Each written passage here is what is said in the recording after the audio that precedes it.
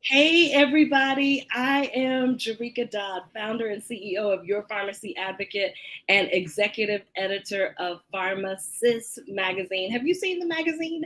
That's not what this is about. Nonetheless, I am so excited that I get to share the platform with one of the women who came by PharmaSis Magazine in a different way. You see, most of the women in the magazine have been featured or are contributing authors. Well, this lady didn't come that way. She came to me interested in being a contributing author, but there were no spots available at the time. And the thing I learned so much from meeting her and our conversation, so I'll get into that in a second.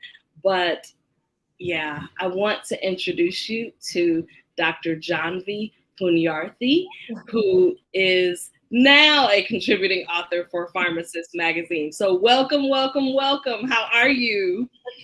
Thank you, Jerika. Thank you for having me. I'm doing great. It's such an honor to be able to contribute to this wonderful platform that celebrates and empowers women in pharmacies. So happy to be here. So, Janhavi, when I was reflecting about this time coming up, as I said to you before we went live, you don't know how much the conversation, like the first conversation we had, how much I learned from that. And I'll share some of those nuggets of what I learned. You probably don't even know what I learned from meeting you and having that conversation with you. When you and I got together, it was on a Zoom call, and you expressed interest in being an author for PharmaSis. And at that time, I had just filled the fourth position for the contributing authors. But like, there was something about you and our conversation that made me want to keep talking. And I am so grateful that we kept talking because of the fact that we kept talking, we were able to decide like what's possible. Because I had never even imagined or thought of having a guest editor, but I really wanted to make a place for you to be a contributor in the magazine. So my first pearl that I learned from you was keep talking and see what's possible. Oftentimes when we're going through life and we're making decisions, we let no be no, yes be yes. And there are times when that is appropriate, but I just was like, because I have total ability to create whatever I want, which is why I love being the editor of the magazine. And I just wanted to create a place where you could be a part. So tell me what it was like from your side, because that was one of my pearls. Keep talking and see what's possible. Oh, I love that. No, I love how serendipitous that meeting, like, or the outcome of that meeting. So I excuse me. I I think I've always been so in awe and so inspired at this platform that you've created. And part of, what sparked that, I think, initial, like, we have to keep talking was like, I think, yes, for women in general, but also showing that a woman of color has established this incredible, empowering platform that spoke to me so much. That was just being a woman of color myself, like, that spoke to me so much. And like, I think things that, and we've spoken about this, the only thing that differentiates us from anyone else is opportunity. And here you are filling that gap. Like, you are making this opportunity available to all of these incredible women. And I just wanted to be a part of that. And so when I like expressed that passion to you, you were like, there's that passion, that's what we should write about. And that way, this, I got to write my first article, and I got to interview you and hear about your journey, and like, that was so awesome. So I'm really, I will never forget that conversation either, and everything that all the joy that it brought. So let me tell you what my second pearl, and I said to you before we went live, I have none of this written down, but it's why I do what I do, because when most of the women that I connect with in this magazine, like there's a heart connection. So I don't even, if like literally I am off the cuff saying, let me tell you what I've learned from you. I don't have it written down, and I've only thought about it other than to say, I want to talk about that. But I didn't go, well, number one, I learned this. Number two, I like literally it's in my heart. And that's why that's why I do what I do. So the second thing I learned from you, Janhavi, is, and I think it's so typical of pharmacists, you give us something to do and we'll get it done for you. And so I think it's very typical for us to put our head down, and just kind of grind and do the thing, work it out, keep going. But the thing that I also was reminded of when I talked to you that day was hold your head up and look around, because you were like, do you understand what you've created? And I was sitting there kind of like, well, no, and I've been in it. I've been doing it. I've been making the things come together as I envisioned. But sometimes we don't step back and get that 20,000 foot view. And you talking to you that day reminded me not to be so tunnel visioned, but to step back, Sharika, and look at what you've done sometimes. That's the second thing. You're on mute, so I want to make sure that we hear your response. That's the second thing that I learned from talking to you. When you said, do you realize what you've done? I was kind of like, well, no, what have I done? And you gave me like that moment to pause and go, you're right. Give me your thoughts. No, I love that. And I'm sorry I'm on mute. For anyone who doesn't know, I'm from Atlanta and I live in the middle of the city, and there's like a big ambulance and stuff going on. So that's why I was on mute. I was like, oh, I don't want to, have that in the background. We can't hear it. Yeah, but I think, Sharika, yeah. And, I'll say that to you today too. Like, look at everything that you've created. And I love like being able to say that, because honestly, your go-to saying is, you will be amazed at what a woman pharmacist can create. And look at what you've created. Right. It's a domino effect. It's like women empowering women in pharmacy, empowering other women in pharmacy.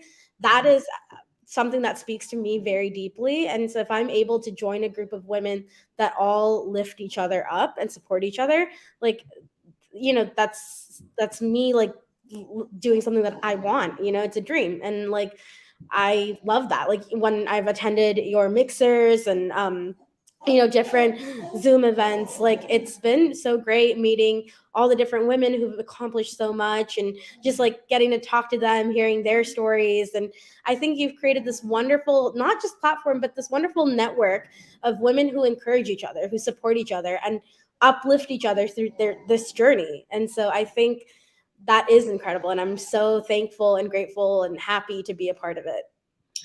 So the third thing that I learned from talking to you, you didn't know I had all these pearls from from knowing you, but yes, the third thing that I learned from talking to you is that, how do I say this?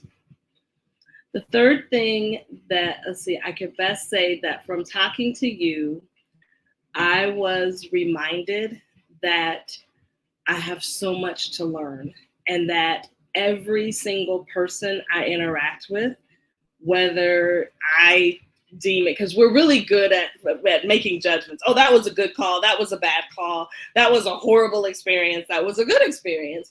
We are really good at judging, we had a great call. But the thing that it also reminded me of was, I can learn from every single person I meet. And so the fact that in talking to you, I'm picking up on all these pearls, I was like, I want to learn from everybody I meet. If you could see me sometimes on the phone when people get on and they talk about where they're from, the country that they're from or what have you, I'm like, okay, well, wait, pull up a map and will you share that? Will you share your screen? Like, I turn it into geography lessons. I have asked people now, what made the country break up? Now, what was that? Like, we go into history because I feel like every person that I encounter can teach me something. Maybe it's they can remind me of something I've learned before, they can teach me something new, or they can teach me what not to do. And so in talking to you that day, because here I was at the intersection of the second anniversary issue. Like, we got 2 years under our belt. We're getting this thing going. And number one, it was just a reminder that you can learn from everyone. And I'll say the fourth thing that I learned from you is to be open. Because when we got on the phone, I never even had a thought about a guest editor. Like, literally, it popped into my brain that day, that in that call. So the fact that be open, because you never know, like I said earlier, what's possible, but be open to it. Like, I didn't have to see all the way to the end to know like how it was going to work out, but I was like, I want to make a place for her in this issue. And how do I do it? I don't really know the particulars. And remember, I was like, so you could interview, but like, I didn't have all the answers, but I knew that I was open to allowing it to happen. So give me your thoughts on that. Honestly, I'm so grateful. That's the biggest word that comes to mind. Like, I'm so glad you were open to it, and I'm so glad that I could, introduce a little bit of my writing to the platform that way. And I think sometimes like the best things come out of these serendipitous surprises, right? And I think our meeting and that guest editorial post, I think that was one of those like amazing surprises that just worked out so spontaneously. And so I'm very thankful for it as well. And just really, it's funny how life works out sometimes. And I'm just, I'm very happy and I'm very grateful. So I guess that's all the feels. And you didn't know that I got so much conversation with you. But I really do believe that everybody can teach you something. So now that you're back with PharmaSis Magazine as a contributing author, so we have 4, of which you are one of them. I could not be more excited about having you to write with us for 4 issues. Tell the listeners, because there may be people that go back and hear this on replay, what can they expect to hear from you about? What are you going to school them on in your column, in your writing for the magazine? So my column is called Journey with Janhavi, right? And so, excuse me, I think I write about a lot of different things that we may, I don't know, like, that we may, I guess, hit along the way. So things that I've dealt with, I guess, on my own that I think maybe shedding some light on could help other people. So, for example, I think women, especially women in pharmacy, we tend to define ourselves by our failures more than our successes sometimes. And we tend to downplay our successes. So we tend to upplay our failures. So like, it's like, something really great happened. It's like, okay, that's good, but it could have been better. Or something bad happened and it's like the end of the world. It's this catastrophizing the failures. And so I've kind of, and I do that on the reg. Like, my immediate response is like, plan for the best, hope for the best, plan for the worst. Like, and sometimes that can be like self-defeating, right? Yes, absolutely. And you have to be your biggest cheerleader. Like, no one else is going to cheerlead for you. And so part of doing that is learning how to define yourself by your successes. Celebrate the small wins. It's no success, no win is too small or too big. If that is getting up and doing your bed and doing your laundry, that's a freaking win in my book, you know? Absolutely. And I think sometimes we hold ourselves to very high expectations. I know I do. I know you do. So, and sometimes when we don't meet such a high expectation, we're very hard on ourselves. And I think, you know, Jerica, you and I, we talked about social media and how that plays a role in that. And I think what social media has done, it's normalized perfection, right? So you see everyone's perfect social media post. And so even if you've had a small success or something good, when perfection is normalized, good becomes dispensable, right? And so that has I like that. Wait. Because you're going to make me turn off my camera and just be like, this is the Janhavi show. She's about to explain what you need to know about your journey. Good becomes dispensable because we normalize perfection. Yeah. I need, like, I want to say that again, because do you know how many people you just helped? You normalize perfection, so good becomes dispensable. There's like, good isn't good enough. Yeah. And I have friends that make the statement that done is better than perfect. Done is better than none. Because, like you said, we hold ourselves to such high standards. And then we're like, oh, and I agree. Like that, as I would say back home in the church, that will preach right there. That statement, that'll preach that could be a whole sermon. Because if you knew how many people are walking around, whether influenced by social media or not, part of it, I think, comes from us being trained as pharmacists. Like, you need your calculation for a dose to be perfect, because if it's not, someone's life could be in the balance.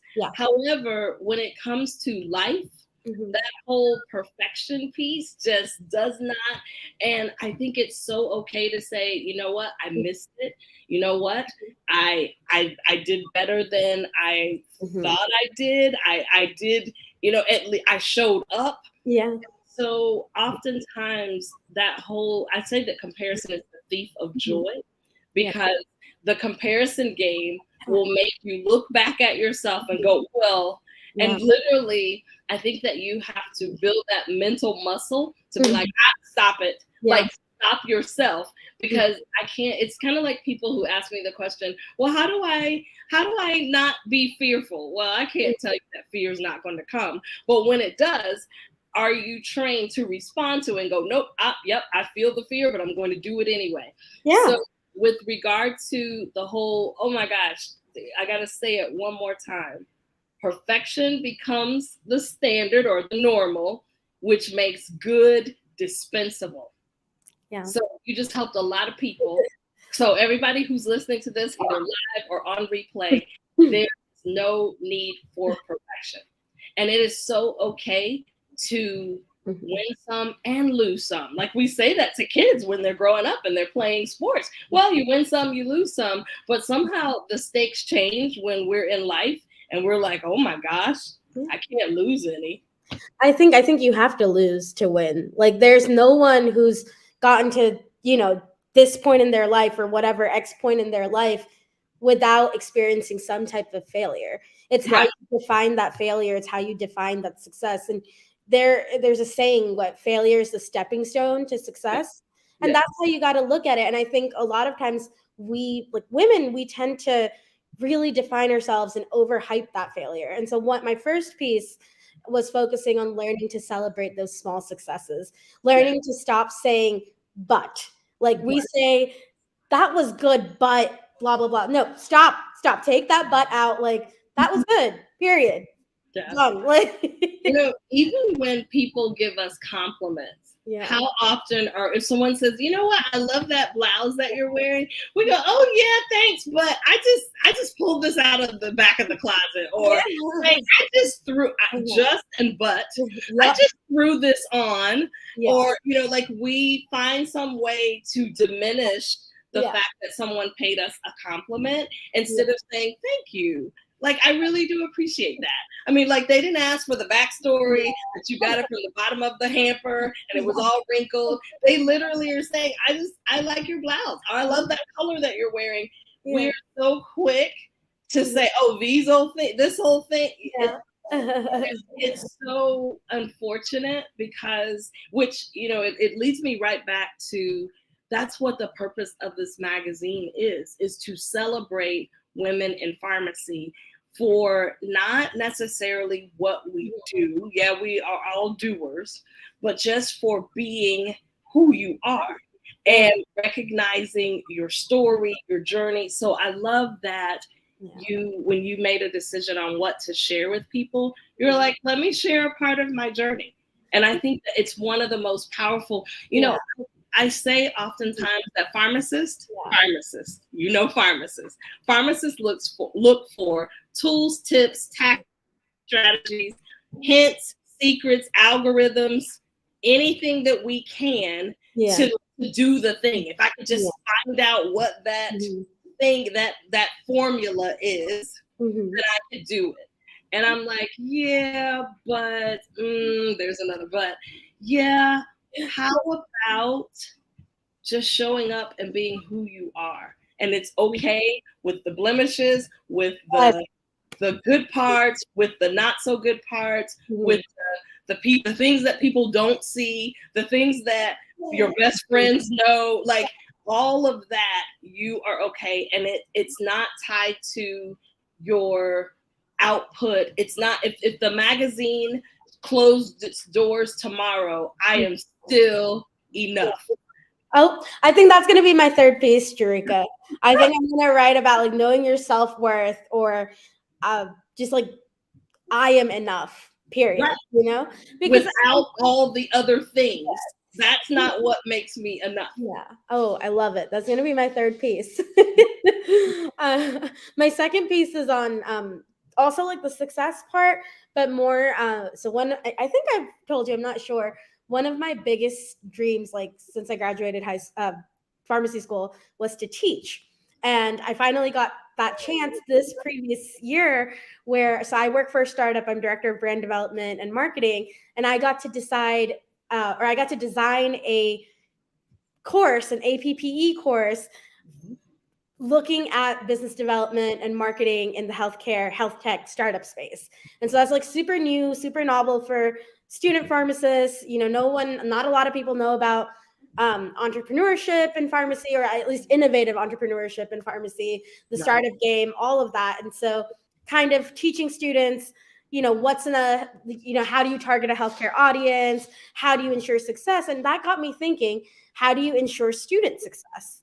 There's so many, I think, preceptors who are just looking for an extra hand, or, looking for help. And I understand that everyone's place of work is very different. But I was thinking like, how can I make sure my students succeed? Because one day, they're not going to be students anymore. They're going to be pharmacists. They're going to be colleagues. One day, who knows? Maybe I have to go to one of my students to get a job. Who knows? And so that was my second piece, like writing about how do we ensure student success? And is there something that we can do better to help with that? So kind of focusing, I guess, on that success portion. How do we ensure self-success, defining ourselves by success? How do we ensure student success? And then this third piece, which you gave me this brilliant idea, knowing your self-worth. And I think part of that, Jerika, I think I'm not for everyone, and that is okay. I think that is one thing we all have to say to ourselves. I am not for everyone, and that is okay. But that part, and that is okay. That I think I struggle with personally. I'm sure a lot of other pharmacists struggle with, like, how am I not like okay for this? How do they not like me? How do they not like me? And I definitely get it. I get it. Yeah. And sorry. I had to learn that when I started in business, because I thought that, number one, if I have a personality that I'm cheering for everyone's success, why wouldn't they cheer for me? Well, I got over that really quickly because the world, unfortunately, everybody is not excited for your success for whatever reason. Maybe because you threaten them, maybe because you convict them. Maybe there's a self-conviction and they're like, well, I should be doing more. Who knows? Whatever it is. Maybe they just don't like the way you look. They don't like the color purple. I don't know. Whatever. I have totally come to understand that if I'm not for you, that's unfortunate, but it is fortunate because at least we know and we don't have to pretend and it's okay. And I think that with the way that we are trained as healthcare professionals, we kind of do secretly want some of that. I want everybody to like me. I want to be liked by the physicians that I have to interact with. I want to be liked by all the patients that I have to interact with. I want to be liked by the other healthcare practitioners.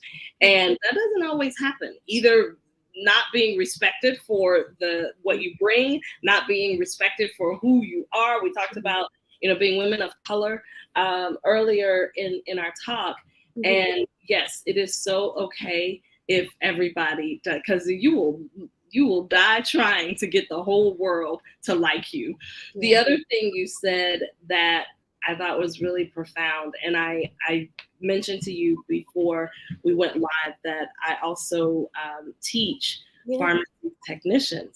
And one of the things that I say to them is, I'm giving you an experience that will serve you in the future when you're in the middle of whatever situation and I'm not there with you.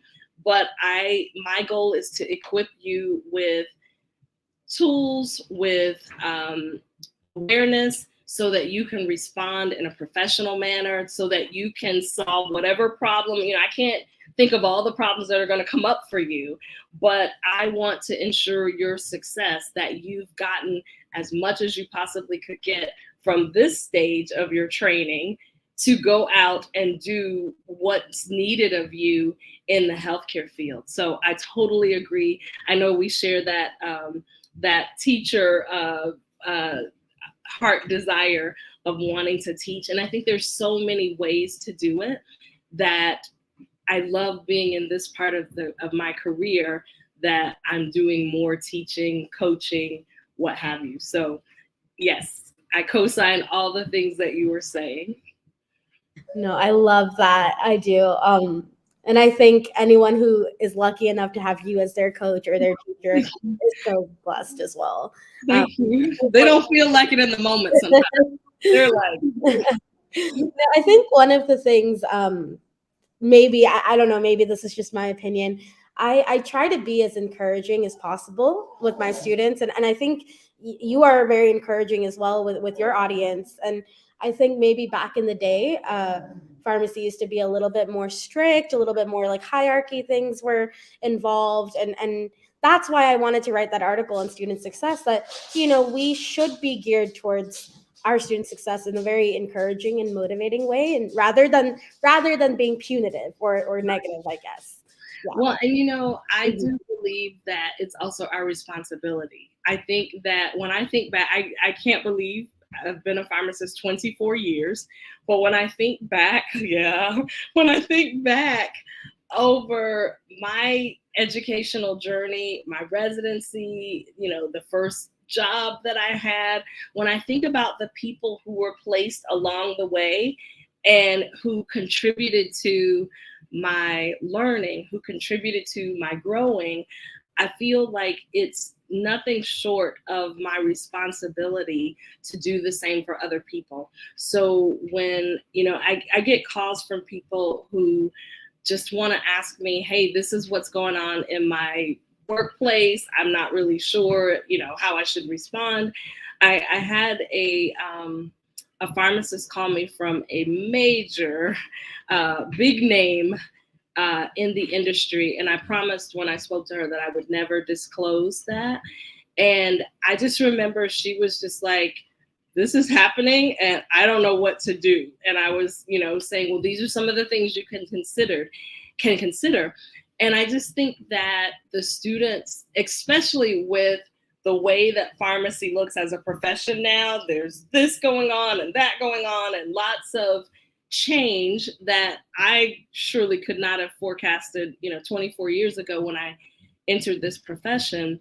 But I think that it's nothing short of our responsibility to help those who are coming along behind us and asking, like, what's it going to be like for me when I finish school? I think that we definitely owe that to them. Absolutely. And I think you said it perfectly.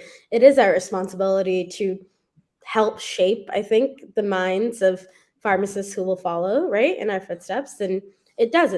Education, the change starts with us. And I think there has been a movement in general. I think there's a lot of preceptors now who are taking that like positive reinforcement, encouragement type approach. Not everyone, but I think I think that there are a lot of faculty and preceptors who are focusing on student success, and I think maybe my piece would help shine a little bit of light on that. But yeah, so I'm glad that I got to write it. I'm excited to write this third piece as well. So sorry, go on. I want to, as we get ready to wrap up, and it's been such my pleasure. Like, I feel like I just did like my favorite cup of hot cocoa, and I'm talking with a treasured friend. So this has been so fun. As we prepare to wrap up, if you'd like to share, what are you up to next? What's next for you? I mean, obviously we know that you're writing in PharmaSis Magazine, and that I'm so grateful to have you as part of our panel of authors. What's next for you? That's a good question. I am trying to figure it out. I think there's a couple different things on the horizon. Not sure exactly what I want to disclose at the moment, but I am a published writer on the side as well. So I have been working on some writing projects personally. Also, just like, trying to make sure that I'm active about my writing, not just for PharmaSis, but as a writer. And then professionally as well, I think, the startup space and the health tech space is always evolving. There's always like a new innovative idea around the corner. And, I also feel like I'm part of a great company that's building something really cool. So I'm excited for what the future holds. I'm not sure.